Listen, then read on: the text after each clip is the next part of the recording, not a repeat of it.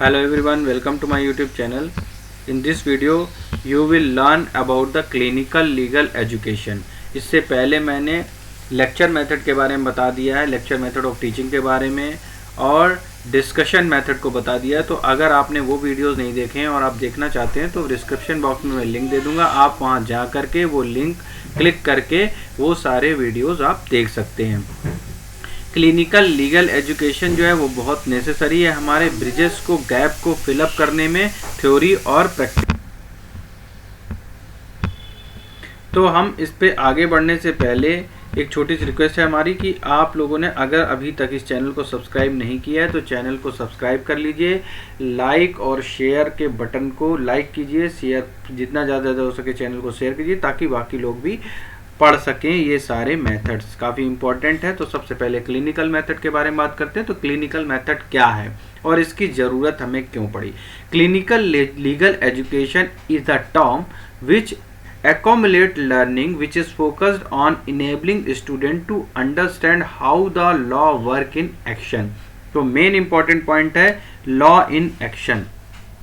Law in action यानी कि law जो है एक कैसे आपको लॉ जो है एक्शन में नज़र आ सकता है। तो देखो इसमें ये है कि जब आप कॉलेज में प्रैक्टिस करते हो अपने, तो वहाँ पे देखा होगा कि आपने एक तरह की लीगल सेल होती है, लीगल डिपार्टमेंट होता है जहाँ पर जन समस्याएं सुनी जाती हैं। तो वो एक तरह से डेमो वर्क होता है। Before going into the real work you have just kind of demo work जहाँ पर आप लोगों की रियल समस्याओं को सुनते हो कि वाकई में उनके साथ क्या समस्याएं हैं और उनको आप लीगल रेमेडीज प्रोवाइड करते हो। डिफरेंट इंस्टीट्यूशंस में ये डिपार्टमेंट होते हैं और इन डिपार्टमेंट्स में सीधे जो है डायरेक्ट एक्शन होते हैं वर्क में कि उनको लीगल रेमेडीज प्रोवाइड की जाती हैं, लीगल सहायता जो है, लीगल एड्स प्रोवाइड किया जाता है कि किस तरह से उनको जो है अपने केसेस में जो है कैसे डिफेंड कर सकते हैं उन केसेस को, और जो उनके ऊपर किसी तरह की कोई समस्या है उसके लिए वो लीगल एड ले सकते हैं वहाँ से जा कर के। तो ये लीगल एजुकेशन जो है ये इम्पॉर्टेंट, ये बिल्कुल सीधा वर्क इन एक्शन के फॉर्म में काम करता है।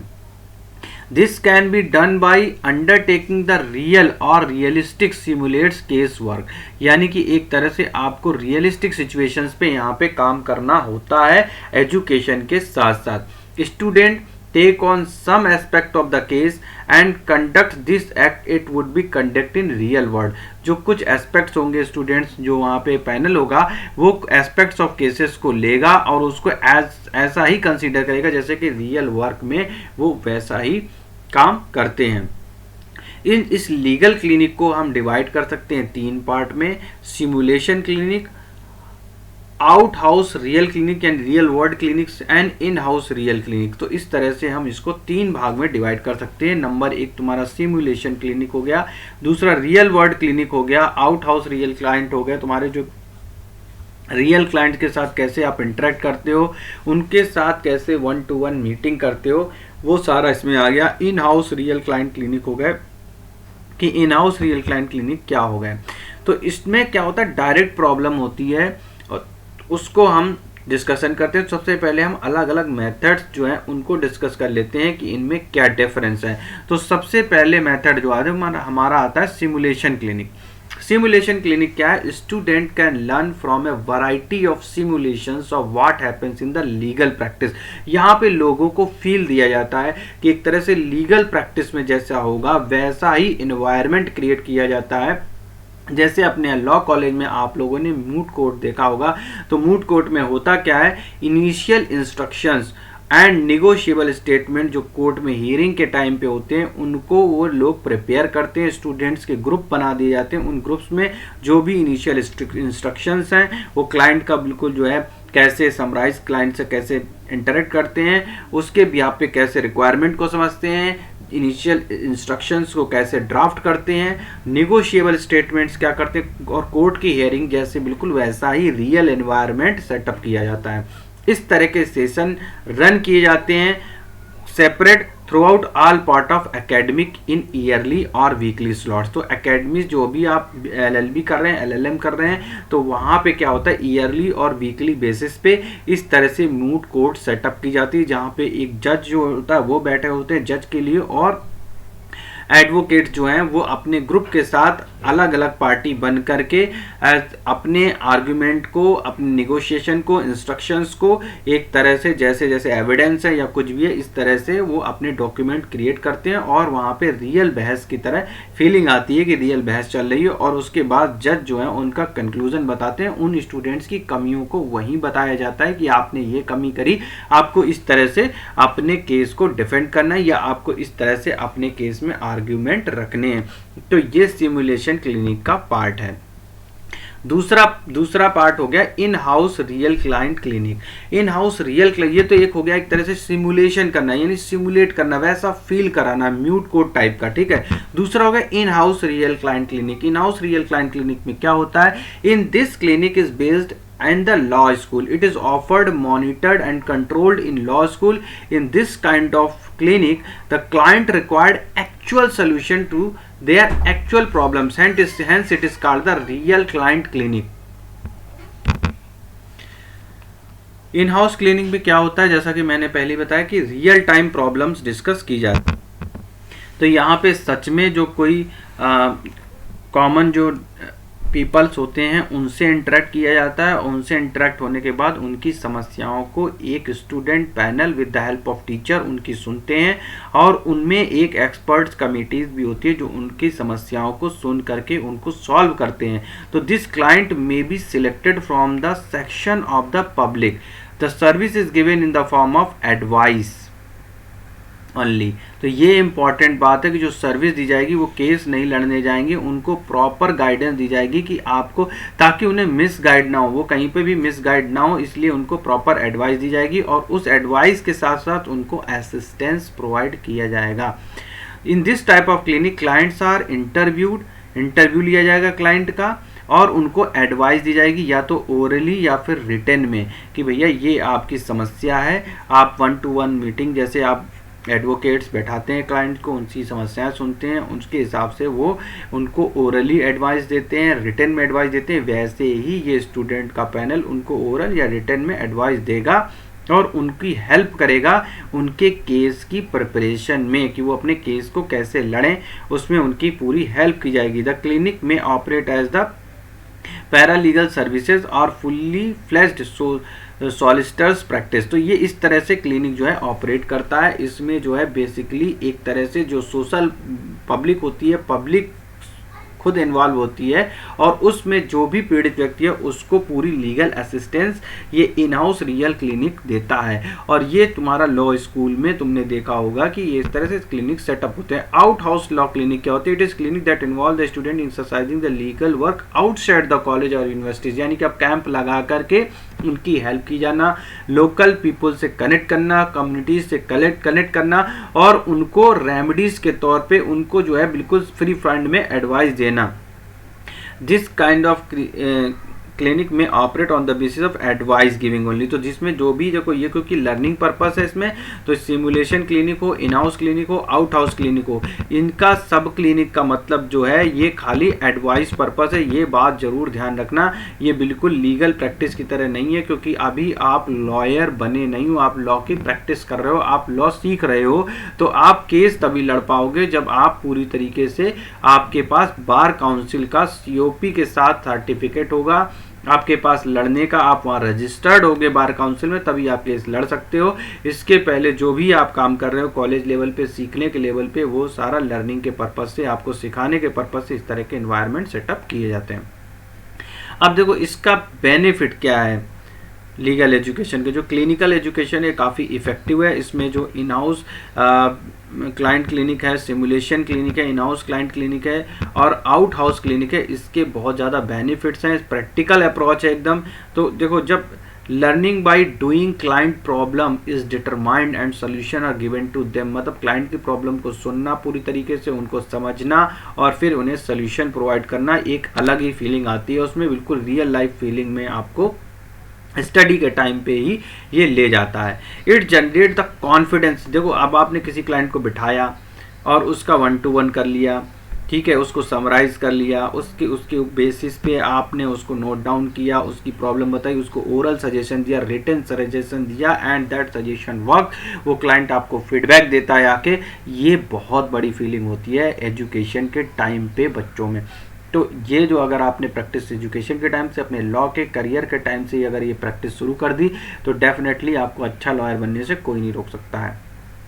तो इसमें क्योंकि आप स्टूडेंट जब रहते हैं तो एक अर्निंग का प्रेशर नहीं रहता है, तो ये काम जब आप करते हो, आप स्टडी में लोगों का असिस्टेंस प्रोवाइड करना शुरू कर देते हो, लीगल कैंप लगाना शुरू कर देते हो, तो ये सोशल वर्किंग जब आप करते हो तो डेफिनेटली आपके क्लाइंट भी बनते हैं। और जब वो क्लाइंट बनते हैं तो आपसे एक एडवोकेट की सबसे बड़ी पहचान यही होती है, उसकी सोशल गैदरिंग जितनी स्ट्रांग होगी उसको उतने ज़्यादा लोग जानेंगे और उतने ही ज़्यादा जो है वो केसेस लाने में, क्लाइंट बनाने में सक्सेस हो पाएगा। और वो अपनी डेली रूटीन में, मतलब डेली रूटीन में उसके पास फ्लो ऑफ केसेस बना रहेगा, जिससे उसकी प्रैक्टिस जो है अच्छी हो जाएगी।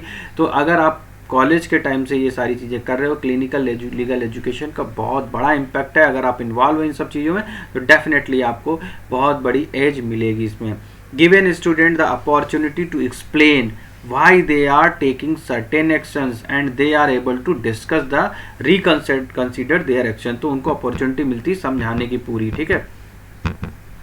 अब इसमें students are examine the legal and social issues in some depth. तो ये एक तरह से सोशल और लीगल इश्यूज को डेप्थ में समझा सकते हैं। स्टूडेंट मोटिवेशंस एंड डेवलपमेंट, तो मैंने ऑलरेडी बता रखा है, स्टूडेंट्स काफ़ी ज़्यादा मोटिवेट होते हैं, सेल्फ मोटिवेटेड हो जाते हैं और इस तरह से रिस्पॉन्सिबिलिटी महसूस करने लगते हैं कि शुरू से ही। और दूसरी, आपको इसकी स्किल में भी काफ़ी आपकी बढ़ोतरी होगी, काफ़ी ज़्यादा स्किल्स आपकी शार्प होंगी, जैसे कि रिसर्च की स्किल है वो आपकी डेवलप होगी, कम्युनिकेशन स्किल आपकी डेवलप होगी, इंटरव्यू करने की स्किल डेवलप होगी कि आप क्लाइंट का और विटनेस का इंटरव्यू कैसे करते हो, काउंसलिंग करने की डेवलप होगी स्किल्स जो बहुत इंपॉर्टेंट है लीगल फील्ड में।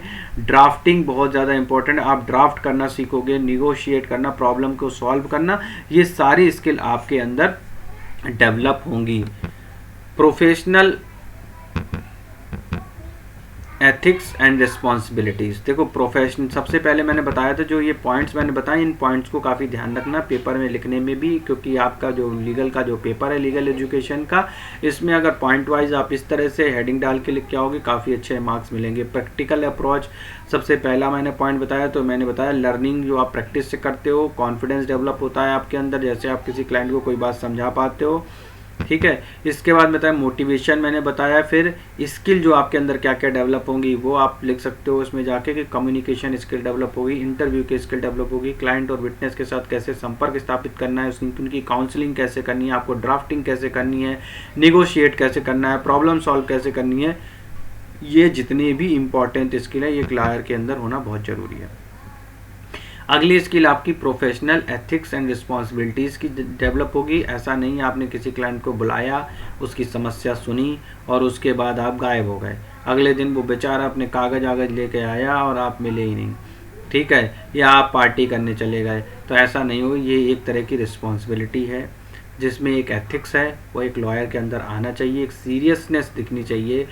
जो यंग लॉयर्स हैं वो बिल्कुल सीरियस नहीं होते हैं, और जो बेचारे थोड़े से प्रैक्टिस के बाद जो मतलब जब किसी और प्रोफेशन के बाद लॉयर बनते हैं वो कुछ ज़्यादा ही टेंशन लेते हैं। तो इन दोनों ही समस्याएं बड़ी ख़तरनाक हैं। तो इन दोनों से निपटने के लिए सबसे ज़्यादा आपके अंदर तभी कर सकते हो जब आप एक सीक्वेंस में प्रोफेशनल एथिक्स अपनाएं और अपनी रिस्पॉन्सिबिलिटी को समझें, ना ज़्यादा टेंशन लें और ना ही बिल्कुल फ्री हो जाएं। जिससे क्लाइंट की रिस्पॉन्सिबिलिटी को समझना, प्रोफेशनल एथिक्स को मेंटेन करना आपकी जिम्मेदारी है।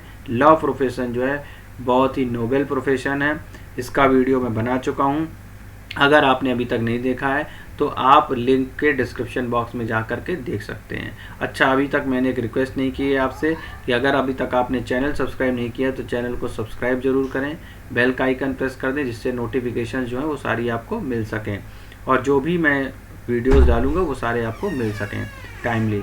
Involvement of local communities, local communities का क्या इन्वॉल्वमेंट है इसमें। लॉ क्लिनिक है, can be help to reduce isolation by making the law school more relevant to the community. देखो कम्युनिटी को बहुत ज़्यादा बेनिफिट मिलता है जब इस तरह की लॉ क्लिनिक, क्योंकि बहुत से लोग ऐसे छोटे छोटे इशू में परेशान घूमते रहते हैं, उनको समस्या नहीं पता चलती कैसे सॉल्व होगी उनकी। जैसे मैं एग्जांपल बता देता हूँ, अगर आप मकान खरीदने जा रहे हैं और आपको पता नहीं है, और कई सारे केसेस ऐसे हो चुके हैं जिसमें क्या होता है कि नॉलेज अवेयरेंस ना होने की बजाय एक बिकी बिकाई ज़मीन भी लोग दूसरों को बेच देते हैं। तो अगर आपको उसमें लीगल एड मिल जाती है, अब आप वकीलों के पास जाने से डरते हैं, आपको लगता है कहीं ऐसा ना हो कि बिल्कुल मैं फंस जाऊं जाके या इस तरह से कुछ, तो एक तरह से एक सोशल मतलब जो है आपका फियर जो है वो निकलता है। इस तरह के आप रिलेशनशिप जाते हो लोग कम्युनिटीज़ में कि नहीं यार ऐसा नहीं है, ये हमें सही सलाह देते हैं, फीस ज़रूर लेते हैं लेकिन सही सलाह देते हैं, तो उससे पहले ही भी आप इस तरह का रिलेशनशिप बिल्ड कर सकते हो कि नहीं आपने सोशली कनेक्ट हुए, आपने उनको छोटी छोटी से चीज़ों से आपने उनका फियर निकाला कि नहीं ऐसी चीज़ें आप फियर मत कीजिए, आप कनेक्ट रहिए हमारे साथ, तो आपको इन फ्यूचर जो है आप बिल्कुल भी फीस देने से नहीं हिचकेगा और वो आपके साथ जो है कम्युनिकेशन में बना रहेगा ताकि उसकी चीज़ें स्मूथली चल सके, छोटी छोटी बातों पे इरिटेट नहीं होगा। तो ये एक बहुत बड़ा इम्पैक्ट होता है लीगल प्रोफेशन और एथिक्स को डेवलपमेंट करने में, लोकल कम्युनिटी के साथ एकदम कॉन्फिडेंस लेवल उनका मेंटेन करने में, क्योंकि अगर वो आपके साथ इंटरेक्ट है तो उसे पता चलेगा कि हाँ भाई ऐसे ऐसे ये प्रोसेस है, तो आप जेन्युइन प्रोसेस उसको पता चलेगा नहीं हाँ जो भी जेन्युइन है वो जेन्युइन ही बताएंगे और इससे अलावा हमारे पास कोई हेडेक लेने की ज़रूरत नहीं है। तो इसके बहुत सारे बेनिफिट्स होते हैं, मैं ऑलरेडी डिस्कस कर चुका हूँ। स्टूडेंट जो होते हैं वो अंडरस्टैंड करते हैं प्रॉब्लम को और एजुकेशन ग्रेजुएशन लेवल पे एंड एक्सपीरियंस करते हैं उसको, ये बेनिफिट है। तो कुछ क्लिनिकल प्रोग्राम्स हैं मैंने ऑलरेडी बता दिए। सबसे बड़ा प्रोग्राम जो म्यूट कोर्ट का ही है जो मैंने बताया है। इसका लीगल एड क्लिनिक्स मैंने बता दिए, लोक अदालत जो होती हैं, अल्टरनेट डिस्प्यूट रेजोल्यूशन क्लिनिक्स, अब client interviewing, legal advocacy training, legal literacy camp, मेडिएशन clinics, ये तुम्हारे क्लिनिकल प्रोग्राम्स हैं। प्रॉब्लम क्या आती है क्लिनिकल प्रोग्राम्स में ये प्रॉब्लम आती है कि डाइवर्जन हो जाता है। आप स्टडी को में फोकस कर रहे हो या आपने कोई वर्क कोई रिस्पॉन्सिबिलिटी ले रखी है उसमें आप फोकस कर रहे हो, तो आपका फोकस जो है वो डाइवर्ट हो जाता है। जब फोकस डाइवर्ट हो जाता है तो कई बार उसमें जो क्लियर इमेज जो है, क्लियर लिंक ड्रॉ नहीं कर पाते हैं लोग इसमें कि काम क्या करना है और कोर्स कैसे कंप्लीट करना है, क्योंकि लॉ का कोर्स भी लेंथी होता है, उसमें भी समय लगता है, अच्छे से पढ़ाई करनी ज़रूरी होती है। पूरा आपका मेन फोकस रहता है आपका कि अपना सिलेबस कंप्लीट करें टाइम पे और एग्ज़ाम में अच्छे मार्क्स स्कोर करें।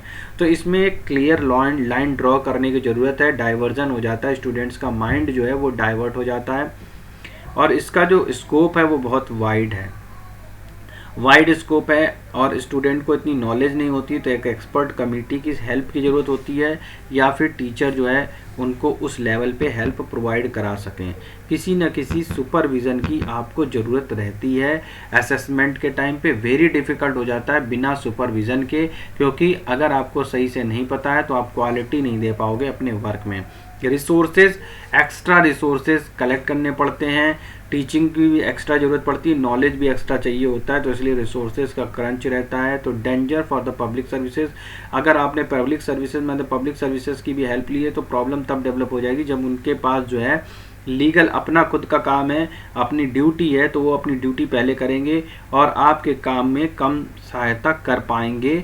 तो ये अगर पब्लिक सर्वेंट का इन्वॉल्वमेंट होता है पब्लिक सर्विसेज में तो वो पब्लिक सर्विसेज को एक तरह से हैम्पर करती हैं, हैम्पर हो सकता है। तो idea providing the free legal advice is too attractive, ये अट्रैक्टिव आइडिया है, but problem can be develop if the public service aim take precedence over that of providing sound and well rounded legal education. तो इसमें यहाँ पे problem आती है।